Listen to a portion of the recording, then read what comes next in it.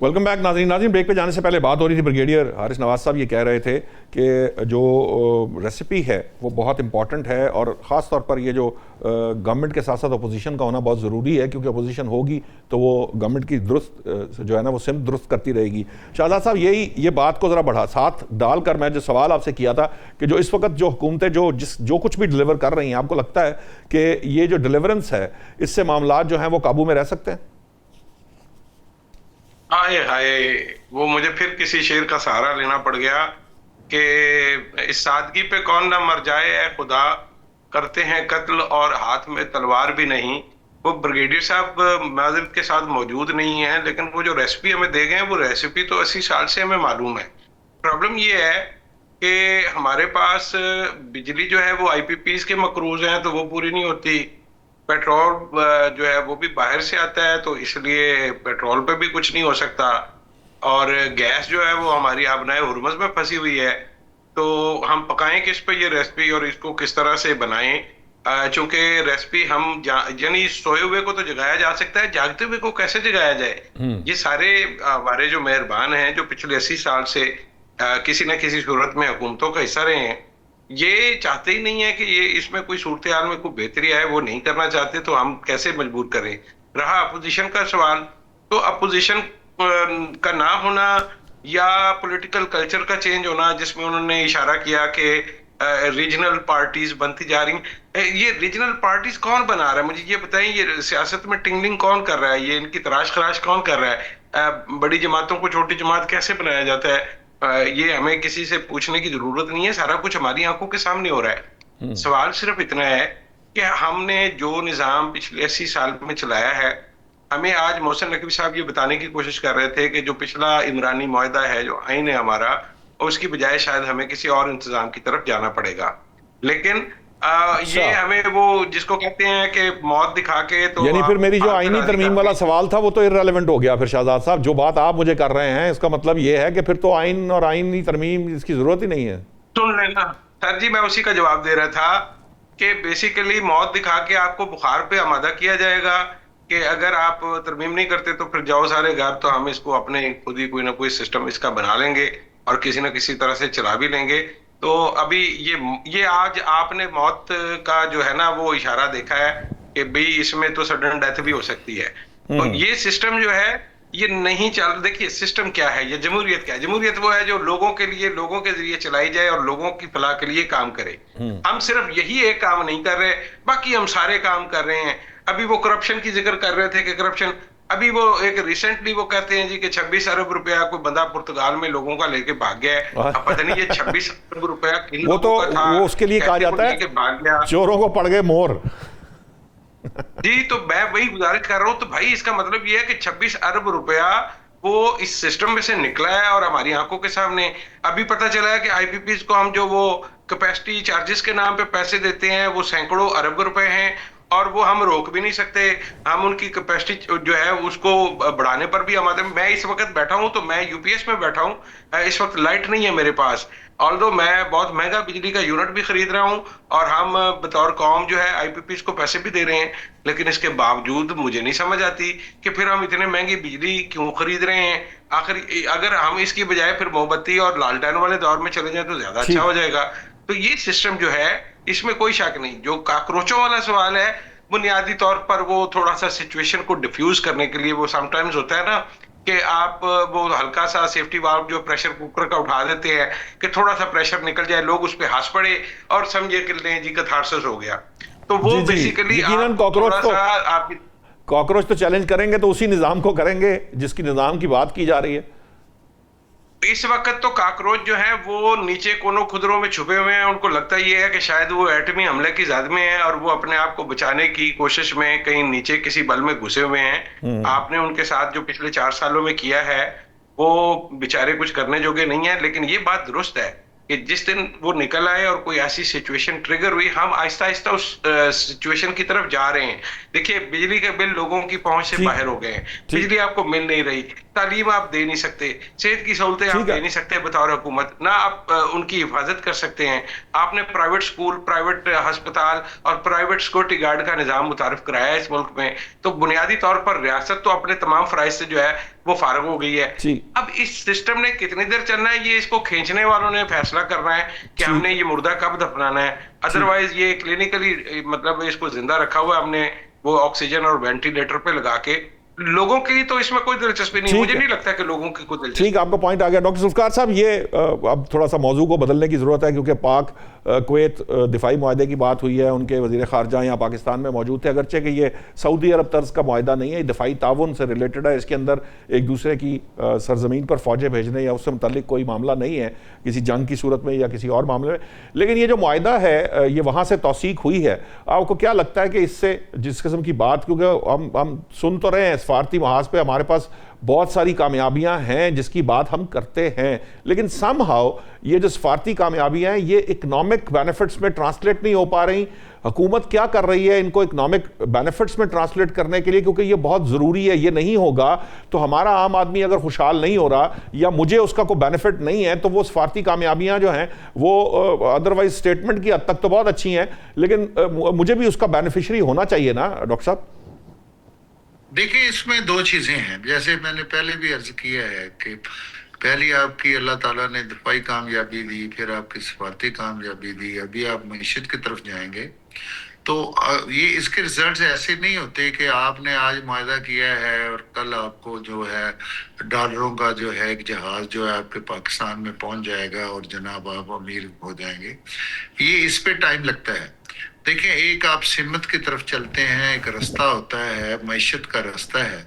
आपने क्योंकि इतने मुश्किल डॉक्टर साहब जो चीज आवाम के लिए होती है उसमें बहुत टाइम लगता है, इतना लग गया कि अब सबर करिए। नहीं नौशाद साहब, जब डॉलरों ने जाना होता है तो एक दिन ही लगता है, और जब पेट्रोल ने महंगा होना हो तो 1 मिनट ही लगता है। जी, लेकिन जब हमारी बारी आती है पता नहीं सिस्टम को क्या आपने मिनिस्टर साहब का शहजाद साहब, आपने मिनिस्टर साहब का पहले सुन ली जाए फिर आपका एक मिनट डॉक्टर साहब, वो मिनिस्टर साहब का आपने बयान नहीं सुना? उन्होंने अभी बताया कि अब हम सिंगापुर की तरफ से ट्रेड करते हैं। तजिए से आपको तजिए से मैं कोई मना नहीं कर रहा है, ना मैं आपके तजिए में बोल रहा हूँ। मैं सिर्फ ये रिक्वेस्ट कर रहा हूँ कि देखें आप जिस सिचुएशन से गुजर रहे हैं। आप मिसाल है, आप पेट्रोल की गाली निकालते हैं कि जी पेट्रोल महंगा हो रहा है। अब देखिए जी, पेट्रोल सिर्फ पाकिस्तान की किसी स्ट्रेटजी की वजह से तो महंगा नहीं हो रहा। ये तो देखें पाकिस्तान के जो आपका हालत जंग में है पूरी दुनिया। डॉक्टर साहब, लेकिन किसी स्ट्रेटजी की वजह से सस्ता तो होना चाहिए था ना? जो नहीं देखें, जब जंग खत्म होगी, जब नीचे आएंगे रेट तो इंशाल्लाह होगा। इसको इंटरनेशनल रेट से ही लिंक किया है ना, इसका और क्या किया हमने कोई अपने रेट से तो नहीं लिंक किया कि जिस वक्त हमें जरूरत हो ऊपर हो जाए। सर ये लेवी हमारा ही रेट है, जो हमने इतनी बड़ी लेवी तो पहले लगी है, लेवी को लगी है, लेकिन वो बढ़ती चली जा रही है ना सर। लेवी देखे ना, लेवी तो सारी पीटीआई के गवर्नमेंट हुकूमत में भी रही, पीपल्स पार्टी की हुकूमत में भी रही, हमारी हुकूमत में भी है।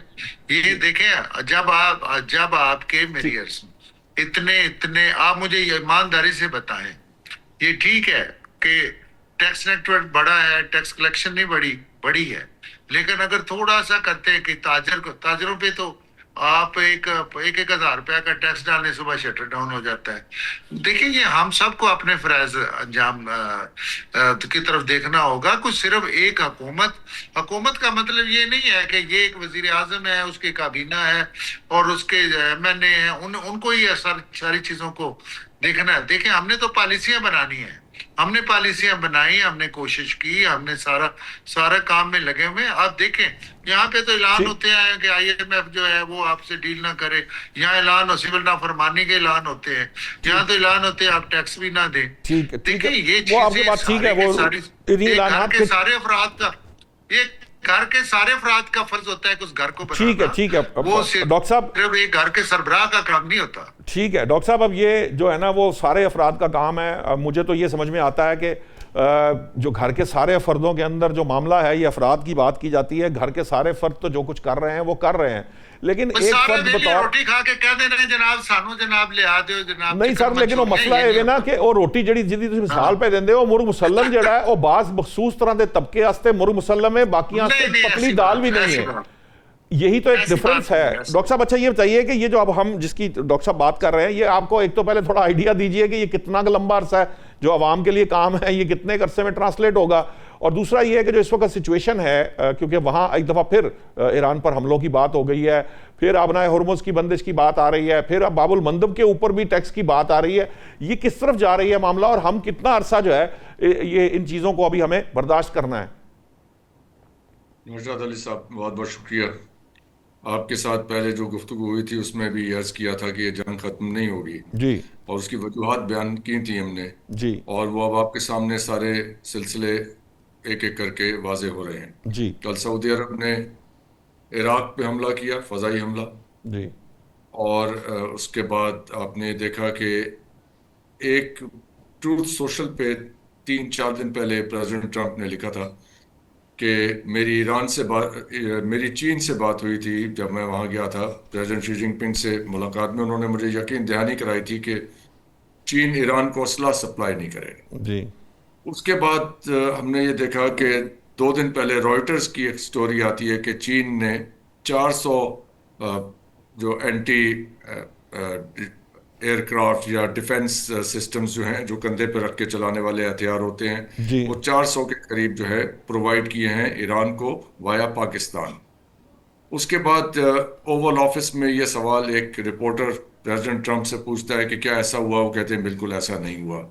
उसके बाद आईएसपीआर की तरफ से उसकी एक तरदीद आ जाती है कि ये बिल्कुल हकीकत पे मबनी नहीं है, फैक्ट्स जी पे जी बेस्ड नहीं है। गलत खबर है। आज चाइना ने भी, राइट, ये सारी तरतीब इसलिए बयान करना जरूरी है कि पाकिस्तान को एक तरह से इस खेल के अंदर कहीं इम्प्लिकेट किया जा रहा है।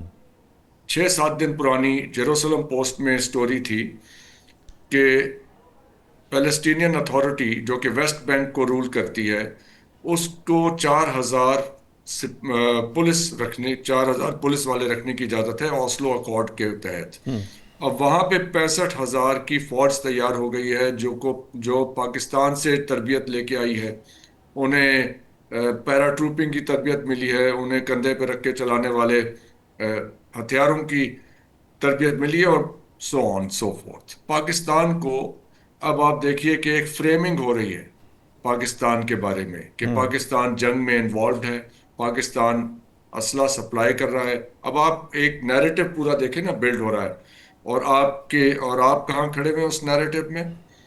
आपकी अलायंसेस कहाँ हैं? हम तसव्वुर तो ये करते हैं कि हम अमेरिकन एलाइज हैं, हम सऊदी अरब के साथ हमारा डिफेंस पैक्ट है, और हम सऊदी और अमेरिकन कैंप में हैं, ये हमारे तसव्वुर हैं। क्या हकीकत में ऐसा है? हकीकत को छोड़िए, क्या मगरिबी दुनिया के नहीं मैं डॉक्टर साहब ये ठीक है। मगरिबी दुनिया के प्रेस में आप वहीं पे नजर आ रहे हैं जहां खुद को सोच रहे हैं? आपको वो एक तरह से फ्रेम कर रहे हैं, और यूरेशियन एक्सिस का लफ्ज इस्तेमाल हुआ है। यूरेशियन एक्सिस के अंदर Russia, China, Iran, north Korea, और 5वां वो पाकिस्तान गिनते हैं। उनकी बुक्स में आप यहां खड़े हैं। ठीक। ये है सिचुएशन। तो अब आप देखिए कि आपने दुनिया के साथ कैसे डील करना है। अब मसला ये है, मैं जो बात कर रहा था कि ये ठीक है, ये आपने थोड़ा सा एक सिनारियो बता दिया कि क्या है, लेकिन अब इस वक्त पाकिस्तान जो है, आम आदमी, मैं और आप जब गुफ्तगू करते हैं तो उनका मकसद सिर्फ और सिर्फ ये है कि ये जो कुछ हो रहा है, चाहे वो पेट्रोल से रिलेटेड हो, चाहे वो अदरवाइज गैस से रिलेटेड हो, हमारे यहाँ एलपीजी का मसला हो, मेरा और आपका मसला तो वो तंदूर पे बिकने वाली रोटी है जो महंगी होती चली जा रही है, या पेट्रोल जब गाड़ी निकाल लें तो उसके बाद सोचता ही रहता है इंसान कि मैं किस साइड पर जाऊँ या ना जाऊँ। तो इस सारे सिचुएशन को मैं जो आपसे बात कर रहा था, सवाल ये है कि डॉक्टर जुल्फकार कहते हैं कि अभी इसको वक्त लगेगा। अब मैं आपसे वो वक्त कैलकुलेट कराना चाह रहा था कि आपके अंदाजे से ये जो मामलात हैं ये कब तक सुधरते हुए आपको नजर आ रहे हैं, सुधरते नजर भी आ रहे हैं कि नहीं आ रहे, और अगर नहीं आ रहे तो फिर मुस्तकबिल क्या है? सुधरते नजर नहीं आ रहे, उसका जवाब तो मैंने आपकी खिदमत पेश कर दिया। अब ये कितना अरसा लगेगा? हमारा अंदाजा है 6 से 8 साल का ये जंग कंक्लूड होगी, 6 से 8 साल में। और ये एक पार्टी सरेंडर करेगी और एक पार्टी अपनी टर्म्स डिक्टेट करेगी, वहां ये मामला खत्म होगा। कब खत्म होगा ये वक्त बता देगा। हमारा अंदाजा है, एक टाइम है 6 से 8 साल का। अब उसके लिए हमारे पास कितनी तैयारी है? हमें ये पता चला कि हमारे पास जो गैस जखीरा करने की सलाहियत है वो नहीं है, वो पैसे कहीं और खर्च कर दिए गए हैं। हमें ये, हमारे पेट्रोलियम मिनिस्टर ने ये बताया कि हमारे पास 15 दिन का रिजर्व तेल है, और बाकी जो हमारे पास सलाहियत है, मे भी 43 दिन का हम स्टोर कर सकते हैं, उसमें से सिर्फ 15 दिन का हमारे पास है।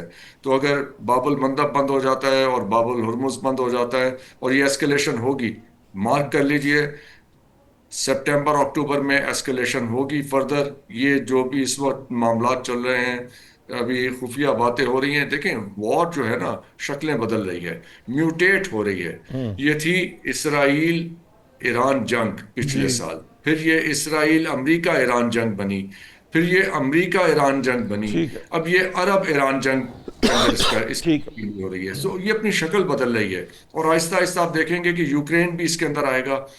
कैस्पियन सी पे जी जी यूक्रेन ने जी हमला किया, जी किया। राइट? जी जी जी तो नेटो की एक तरह से इसमें इन्वॉल्वमेंट हो गई। यही जेलेंस्की थे जिन्होंने आके अमारात को वो ड्रोन्स देने की बात की थी और सऊदी अरब ठीक। को ड्रोन्स देने की बात की थी।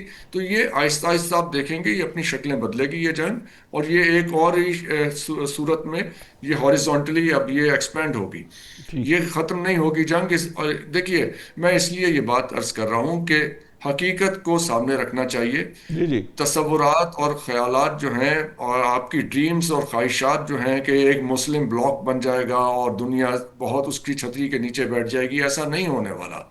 अमेरिका कहीं नहीं जा रहा, कोई ऐसी ठीक पाकिस्तान की छतरी के नीचे आने की प्लानिंग नहीं हो रही अरब दुनिया में।